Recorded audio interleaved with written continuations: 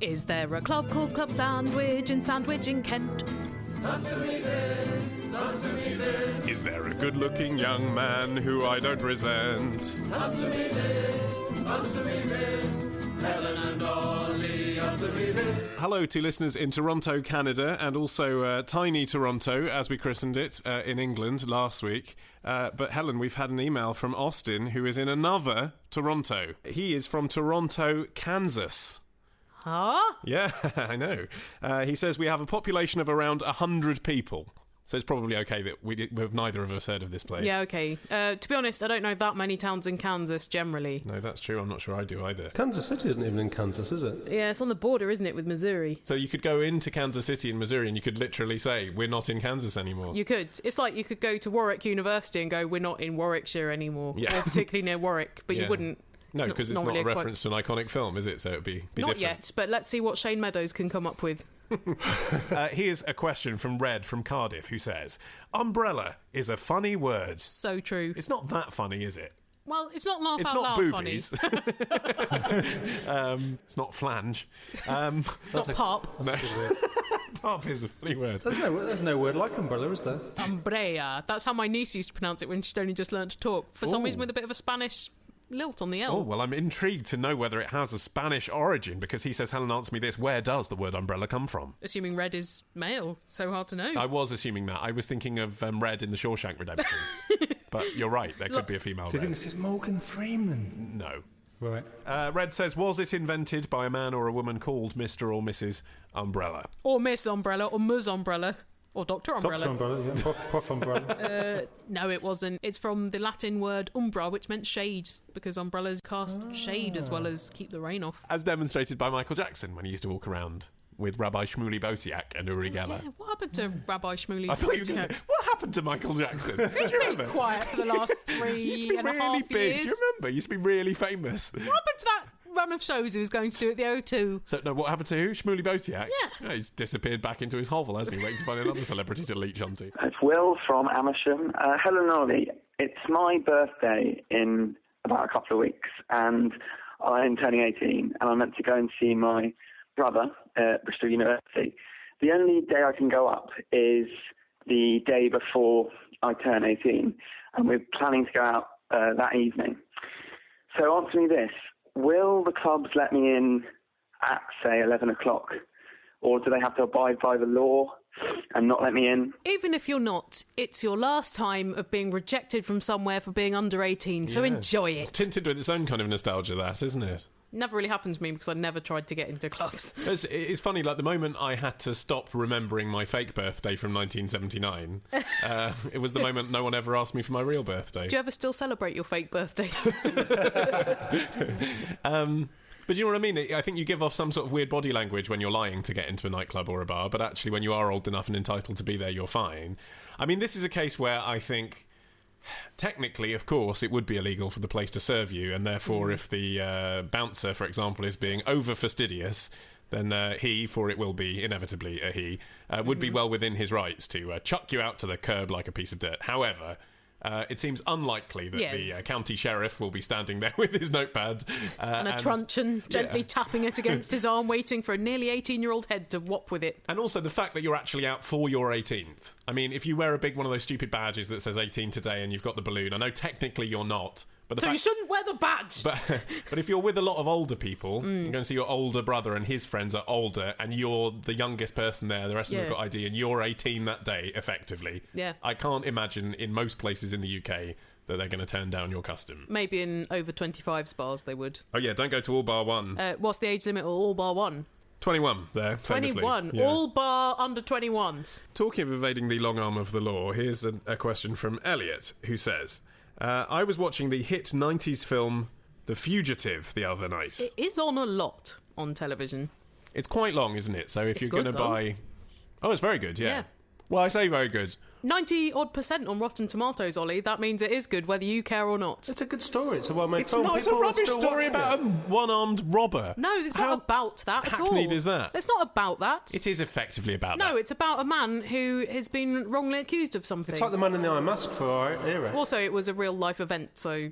Was it? Yeah, it was based on a true case. I didn't know that. I thought it was just based on a chintzy 60s TV show. It's based on a real doctor called Sam Shepherd, who actually spent about 10 years in prison for the crime before being exonerated, and later became a professional wrestler called The Killer, which, to my mind, if you're innocent of a crime, is probably a bit too much like OJ writing "If I Did It." Yeah. It's not tactful. Elliot says, I was watching The Fugitive the other night and I noticed when Harrison Ford was on the run, that would be most of the film then, he broke several laws. For example, stealing an ambulance, holding a policeman at gunpoint. Naughty. Evading the law. Very naughty. That's a bit of a general one, isn't it, in this very specific list? Well, they broke the law by putting him in an unsafe bus. Trespassing and such other things. Hiding in a drain, jumping down a dam, all these other naughty things. Is hiding in a drain illegal, do you think? I mean, for your own safety, obviously not best advised, but... It's the 1972 Hobo Act. Although at the end of the film, Elliot continues, he is proven innocent. Well, not in a court of law. I mean, they have found a convincing alternative, Yes. but he has not been exonerated officially. Yeah, so absolutely. if caught, he would have to go back to prison until that had happened. This is the thing. You don't see those extra scenes because it's boring. It would be anticlimactic, wouldn't Yes. it? But you're right. It ends at the point in which the audience know that the world will find him innocent, but we don't actually see that happen. Well, you see Tommy Lee Jones registering it, and you think he's in good hands now. Leave it to Tommy Lee Jones to sort it out. Yeah, I mean, it's a happily ever after type ending, isn't it? But not really, when you think about how little compensation he will get and how his life's ruined anyway and he still lost his wife. Well, this is the same thing with fairy tales, isn't it? Miserable. When you think, Cinderella's going to have post-traumatic flashback about this for the rest of her life, but at the same time, you know, the general overarching story, she's now with the prince. Mm-hmm. In that way. Elliot continues, nonetheless, he has still committed a lot of crime, so presumably these actions have no repercussions. Well, we don't know. We don't see the rest. They didn't make a direct sequel. Well, Helen, answer me this. If an innocent person, falsely convicted, did escape and was then proven innocent, would he have to pay for any of the crime he committed when he was on run from the law? Officially, yes. Yes, of course, but it depends what the crime is. In reality, probably, if the crimes you committed on the run were minor, then you might have already served enough time anyway to compensate for those crimes. Well, there's sort of politics of it as well, aren't there? It's if it had been due to a gross miscarriage of justice, as Dr. Richard Kimball had suffered at the hands of the police department and the legal system, it would be very imprudent for them to throw the book at him because it would look very bad for them. Yeah, well, this is the thing. He is a doctor played by Harrison Ford, so society is going to think upstanding member of society. I'd imagine if he looked a bit down and out and he'd done some crimes whilst proving his own innocence, they would be like, yeah, send him back in for a couple of years, though, for breaking that lady's flower pots. It is very interesting the extent to which, actually, if it was a working class character, even the audience might not feel instinctively that he's innocent. Like, I mean, there's some question mark over it, isn't there, throughout the film? Like, we're not sure. Yeah. But Well, you sort of know in your heart, of course, he's innocent. Well, I think also if they'd gone with some of the other choices for Richard Kimball, there might be more ambiguity. Because apparently the first choice was Alec Baldwin. And think back to Alec Baldwin before he was Jack Donaghy. Malice. Yeah, sort of shifty. You wouldn't necessarily believe that he was this paragon that would never kill his wife and had been framed horribly. They also apparently considered Michael Douglas, which would have been awful. Everyone would have been quite glad that he'd been put in prison incorrectly so he wasn't creeping out the rest of the world with his low-cut V-necks. If you've got a question, email your question to answerme this podcast at googlemail.com. Answer me this podcast at googlemail.com.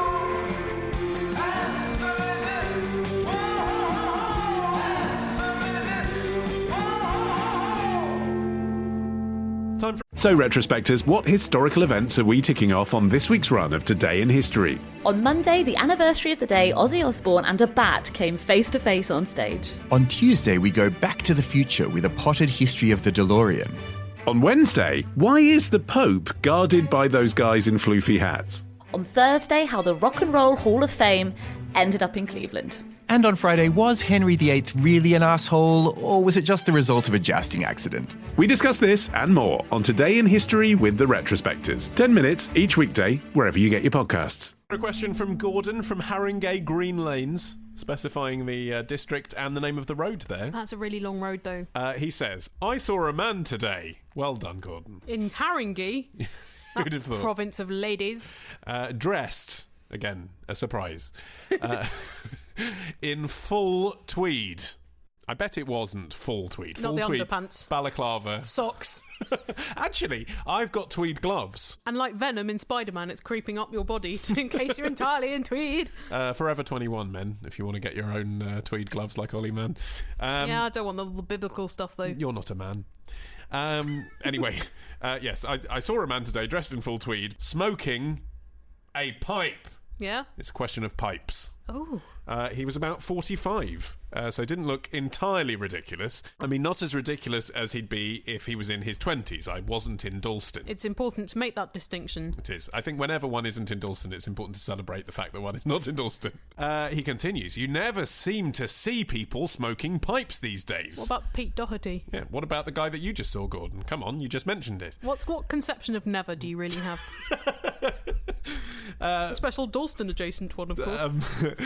But I'm sure, he says, I remember more people smoking them when I was growing up in the 80s. Well, I remember more people having massive perms. It was the 80s. And, well, actually smoking generally, of course. I mean, you know, the 80s, that was when smokers were treated as par for the course. As gods. Yeah.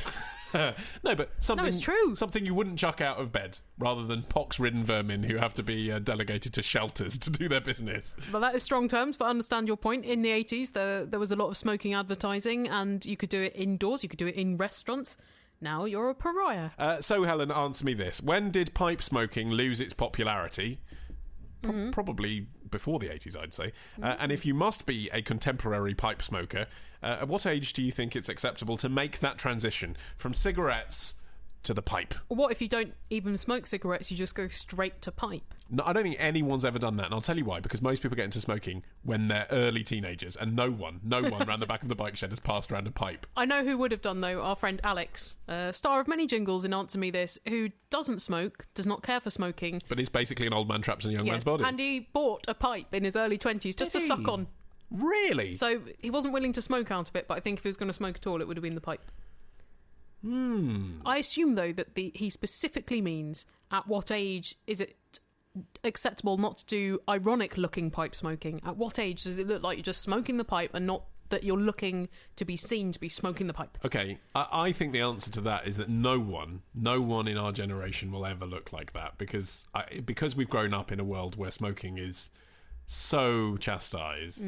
I can't think that we'll get to a stage where even when we're 80, if you see someone who's one of our contemporaries smoking, you wouldn't think they were posing. Well, I don't think we have grown up in that age. I think we're adults in that age, but I think there is a generation that has grown up in an age where smoking is chastised, and they might take up the pipe to distance themselves from what they consider old fogies to do, which is smoking cigarettes. And I wonder whether that's why pipe smoking fell out of favour in the 60s and 70s, because those were decades of throwing out social conventions and people rebelling against the expectation that they would become like their parents. And so they saw the older generation pipe smoking and were like, no, we're not going to do that. I think at the time as well, there were a lot of health scares about pipe smoking, so that probably had something to do with it too. Well, it's very interesting with pipes how it kind of goes in and out of being an establishment thing in that way as well. Like Harold Wilson, right? He's probably the most famous pipe smoker we've ever had. No, what about Gandalf? Yeah, I did. But apart from that, I think Harold Wilson started smoking a pipe apparently as a sort of spin thing to look more working class. Really? Because as a Labour Prime Minister, there was a feeling that he was a bit posh. Didn't have any ferrets on him. Even though he was, like, properly northern and everything. And there are posh northerners. Yeah, there are, but still, you wouldn't think that posh people would think he was posh. But anyway... But now pipes are posh. Well, that's what I mean. But I wonder if Harold Wilson is the reason that pipes are now posh. Like, you know, once the Prime Minister starts smoking a pipe, it then can't be cool, can it? Or Sherlock Holmes. It's like when Gordon Brown said he listened to the Arctic Monkeys or whatever. Ruining their careers. Yeah. Also, apparently pipe smoking is coming back again, at least in America, where because there are increased federal taxes on cigarettes and rolling tobacco, but not on pipe tobacco, apparently sales have risen nearly 1,000% since about 2008. That's not a cool reason to do anything, is it, because of tax? This is Graham from Falkirk. Helen and Ollie answered me this. Why do the countries of the UK have their current names? I mean, I can understand why England was Angleland, the land of the Angles. So where does Scotland come from, and Wales, and Ireland? I mean, were the Irish really just very grumpy and irate? It's not because they were irate. I wrote a poem called Irate when I was about 18. Was it about Irish people? It was kind of written in text speak. Oh, no. That was quite ahead of its time. Oh, yeah, everything I do is ahead of its time, Helen. Sure. You'll see in 10 years' time everyone will want to start a podcast. Apart from your attitudes to gender politics. It went, why are you for me? Was this for anybody in particular or just out of your own head for fun? Well, see if you can guess from the second sentence. Okay. Since you are my ex. Oh. And then I think it went, you want to be together and be my one forever. Quite good so far. Well, I wouldn't say that. And then it got a bit shit after that. It went, I don't envy that. Which no one ever uses that in abbreviation, envy for envy. Envy. Envy. I don't envy that. That's a good contraction of 2 letters. And then I'll give it to you straight, as in STR8. You've made me quite irate. IR8. Did you ever give it to the lady who inspired it? I published it in the school magazine. Wow. Did it cause ripples amongst no. the literary community of Because it was Hertfordshire? written in text speak. Of course it didn't. Well, it was very ahead of its time. You're like E. Cummings of St Christopher's. Anyway, it just reminded me the word irate. You don't hear it very often, do you? And you certainly don't see it abbreviated to IR8, not even with the real IRA or anything. Yeah, I think that might be a bit flippant, really, given the message of the real IRA. Oh, I don't know. Make it very clear how angry they were, wouldn't it? Well, maybe they could approach... With the splinter group IRA. If they're looking for an official poet in residence, they can approach you. I think I'm the obvious choice, really. But anyway, this has been a really lengthy sideshow because the name Ireland has nothing to do at all with the word irate, which is from Latin for anger, whereas the I in Ireland is from the goddess Erie. I'm not sure I'm even pronouncing that right. Eerie? Erie. How's it spelled? ERIU. Okay. What's she the goddess of? Ireland. Oh, right. Yeah. Oh, so like air, like they say Yes, it now. yeah. Okay, so she's probably called Air, isn't she? Yeah, probably. Which is a shame because it would be funnier if it was Irie. Yeah, because that's what Iration's then. That's not very Irish, is it? But Scotland is from a Latin word, Scotti, which was the Roman name for Irish Gaelic warlords, confusingly. And then in the Middle Ages, it came to mean specifically people in Scotland, rather than from anywhere else. So that's odd, isn't it? And before that, Scotland was Caledonia, after the Caledonian tribes. See, Caledonia's a brilliant name, isn't it? Yeah, that nice. Sounds very Middle Earth. Apparently there's a bit of contention, though, about which Scots are allowed to call themselves Scots, because if they don't have Gaelic heritage, then they don't get to be Scots. If they're not Irish warlords, they're not coming in. This is the kind of discussion they're going to have if they ever get independence, isn't it? Oy, oy, oy. That'll go on forever. Anyway, Wales, that's from a Germanic word, which was used by the Anglo-Saxons to mean foreigners or outsiders. So you've got 3 things. You've got one of which means foreigner to represent the Welsh, one of which is named after a goddess, so that kind of makes sense, and then the Scots are basically named after Irish people. The Romans were like a phenomenally ignorant people. Why didn't they just call everywhere places we've invaded? Well, let's see you build a road. What do you mean Yeah. phenomenally ignorant? They did lots of good things. Well, like, you can be an engineer and still not have the slightest clue about the people that you're conquering. So you're sort of seeing them as kind of expert architects who had a copy of the Star rolled up in their back pocket. What do you do when you want to drown out your incessant interior monologue? Sing opera loudly, try pneumatic drilling, or bash your head against a log. Or go to answermethispodcast.com/audible and get a free trial to download Miranda Hart or Louis Theroux or Hunger Games or Jeremy Kyle. That sounds preferable.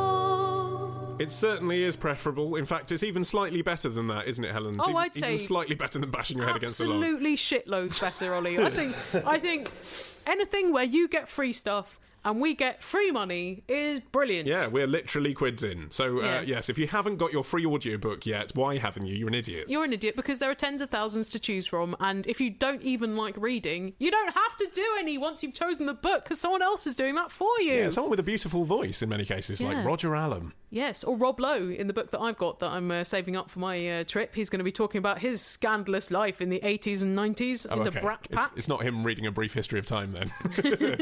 Yeah, well, that's the good thing about Audible, isn't it? You can get memoirs from people in their own voices. So if someone has a nice voice that you like anyway...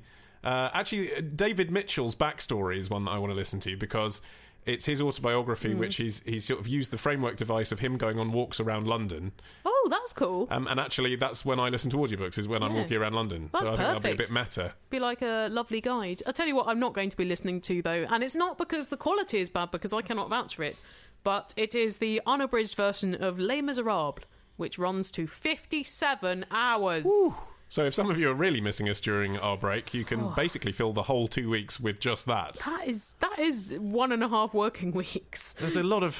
I mean, I've never read Les Mis, so No, maybe I I should get about it. Maybe that is a way just to absorb it by osmosis. No, just read the Wikipedia summary, I would. I just can't imagine what detail there is there. The barricades had some broken chairs on, and a bit of fence, and a door, and then some more chairs, and a rat, So just and a big some list. sewage. Just a big list of what made up the barricades. I don't know what he meant. I think that's pretty much how all classic novels work, isn't it? Just a big list. But if you want, you could get the 12-hour abridged version, but I don't believe it has any songs in it. Anyway, whatever you want, whether it's a classic novel or a comedy concert or something from Radio 4. A comedy concert? Yeah, like Flanders and Swan? No, I was, a stand-up gig. You can get, for example, I don't know, Dara O'Brien or whatever, you get an hour of their stand-up off Audible. Wonderful. And the link, of course, is answermethispodcast.com/audible. Here is a question from Barry, who says, Ollie, answer me this. What is the purpose of having to deposit 20 pence when using a locker at the gym or the swimming pool? So that I can go around after my swim checking all the lockers for the people that have left the money in there, obviously. And how much do you usually earn from that? Enough for a free packet of Whatsits for the drive home. That's about 3 20 pences. Barry says, I assume it is to stop people stealing the locker keys, but would 20 pence really act as a deterrent? Well, yes, if you're poor. I mean, leisure centres are for everyone, aren't they? I would bend down to pick up a 20 pence off the street, but not a tuppence. Exactly. And why would people even want to steal a locker key? Well, so they have access to a locker. Good point. From your point of view, Barry, that might not seem relevant, but if you owned a gym, again, that's part of your property, isn't it? You don't want to be leasing it out to people without permission. I assume that before they went to all the trouble of developing 20 pence powered lockers and also installing them in massive numbers, this was a problem that needed solving. Yeah. Barry continues, why isn't the 20 pence index linked? The amount is unchanged over the last few decades. He's right on that point, actually. Well, this must be a post-decimalisation move, but then probably so are lockers that lock in swimming pools. But even in the last 10 years, I mean, you've got houses that were 30 grand in the 70s that are now 300 grand, so it should be a £2 coin now, shouldn't it, really? The price for parking space in Kensington, a locker probably is 80 grand. But anyway, I think you are missing one of the key points here, if I can make that pun, Barry, which I just have, which is that it's not so much about stealing the key or even stealing the locker space, it's about not using more locker space than you need. Yeah. It's inconvenient, isn't it, to find that 20 pence? It's a bit irritating.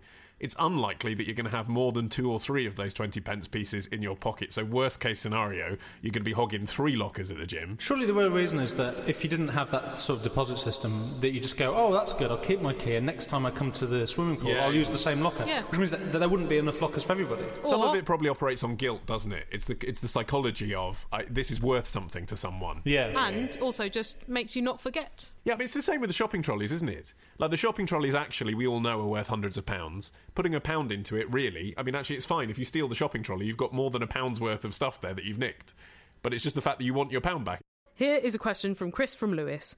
And Ollie, you said earlier this series that you're kind of in the mood to launch a new business venture. So maybe you and Chris from Lewis could go in business together. No, I'm not interested in splitting it, Helen. Well, he's not either, Ollie. His question is about things that should not be split. He says, Ollie, answer me this. Why has nobody invented combined butter and spread, e.g. butter and jam? It would make it much quicker to spread toast, because that takes hours. Yeah, it would make it roughly twice as quick, wouldn't it? Maybe. Yeah. Well, you'd only need one knife, so you're saving knife washing time. Yeah.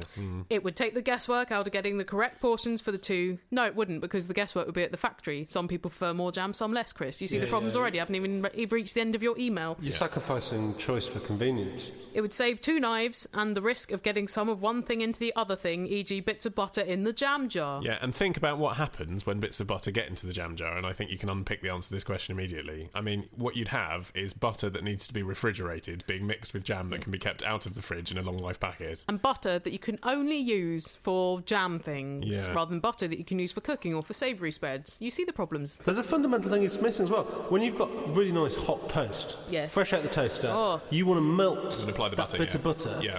And you want to put that on first, so all of the heat of the toast goes into melting the butter. The jam, you don't need the jam to be hot. Whereas if you have the two together, the heat is going into both of them. You're not going to melt the butter as effectively, and you're going to heat the jam up, which is pointless. Can you see this nightmare scenario that you've created, Chris? Just think of the specific heat capacity, Chris. How many social networks are you on? Vivo, Friendster, Path, YouPorn, MySpace, Ping and Google Buzz. If you want to be our pal, go to this URL, facebook.com/answermethis or twitter.com/HelenandOllie. But please don't follow us in real life. Time for a question from Ellie and Sam from Portsmouth, who say, Helen, answer me this. Why are chopsticks called chopsticks? You can't chop with them. You can't stick with them either. I mean, they're nothing like Pritt Stick, are they? You can stick with them, or you can keep on using the same pair for years. That's true. But you still can't chop with them, Martin. They're more spears than sticks, I'd say. Well, that's the Japanese ones that are fine to a point, whereas the Chinese terminate in a blunt end. Oh, that's true, yeah. So they'd be quite a bad spear, but I suppose they like could mini be... logs, rather. Yeah, like a tiny cudgel or a little baseball bat. But anyway, the chop bit... It just means quick, because chopsticks, roughly translated from Chinese, was quick bamboo. Chop, chop. Exactly, Yeah. exactly. It was from Pidgin English that grew up between the English and the Chinese traders. I thought it might be a translation thing, because, let's be honest, Mandarin to English, that's quite tricky, isn't it? A lot of things can go wrong there, as anybody who has read a Chinese menu knows. Yeah, or anyone who's been on the internet and looked at funny foreign pictures can attest. Oh, this menu says bum on it. Yeah, Ooh. yeah, even though... Shit, pig and noodles, ha-de-ha. Even though they've translated perfectly adequately 500 other words. Yes, and although I do find it funny, I also think, how much Chinese can I translate? Precisely none. Yeah. So they've done a good job. Yeah, but then again, it is a perfectly reasonable response, and you would too if you were in China and you saw a menu and it said Auntie Fanny's fanny pack on it. Yes. You would take a picture. It's I'd the send obvious it thing to my to Auntie do. Fanny. Well, here's another question of Chinese food. Would you believe? I would. I suppose you're a very credulous person. It's from Bobby in Dagenham, who says, I recently moved to Scotland, where I have experienced culture shock par excellence. Everyone speaks French here. One thing that makes no sense is the complete absence of sweet and sour pork balls in Chinese takeaways. Now, I've heard a lot about Scottish fast food, but I've never heard anyone say, why don't they have more of it? Why can't they deep fry more things in batter? Exactly. Can this really be true? Well, Bobby says, I've sought out over 24 such emporiums. Wow, that is a good sample size. Yeah, that is good. And none of them offer this MSG high, sticky, fatty Oriental staple. Even though you can't get the pork balls, in 90% of cases, you can get chicken Maryland, of all things. Over the border in Carlisle. Wow, Bobby's really done a lot of research. Yeah, the menu is identical to what we had in Dagenham, because Carlisle being in England, yes, the pork balls are restored. So, Ollie, answer me this. Is there some restriction in Scotland on pork balls? That seems unlikely to me. It does, because they do love batter, and that is essentially a ball of batter. Well, actually, that's the thing, isn't it? It might not be so much that there's a restriction, but that cultural appetites are such that if you can get battered things at other fast food takeaways... Get the haggis. Exactly. Yeah. When you go for the Chinese, you want something different. You don't want something that tastes like fish and chips, but with pork in it. You want something exotic, like fish and chips with rice. So, listeners, if you have any idea why this may be the case, and we have to take Bobby's word for it, we have not done our research in Scotland. It's the end of the series, I just couldn't really be bothered. Well, that's why we're taking a break, isn't it? So we can go to Scotland and check every fast food outlet to see whether they have sweet and sour pork balls. I'm cancelling South by Southwest, and I'm going to Scotland and going to every takeaway and surveying them. I haven't done a proper survey of all of Britain to find out whether it's possible that maybe 60% of Chinese takeaways don't have pork balls in. I've never seen one without, but maybe it is the case that only Dagenham and London have them. You're right, I haven't really done a full research. I don't look for them because I don't like them. Yeah. Well, either that or perhaps you are a Scottish person who knows a local Chinese takeaway that we could connect Bobby with. Perhaps we could recommend to them a particular Chinese restaurant if there's one near you. If Bobby needs them so badly, Bobby should learn how to make them. Well, anyway, listeners, I'm afraid this is it for this series of Answer Me This, but please, please, please, please, please, send us questions for the new series, and you can get in touch via email and via phone and via Skype. All of our contact details are on our website.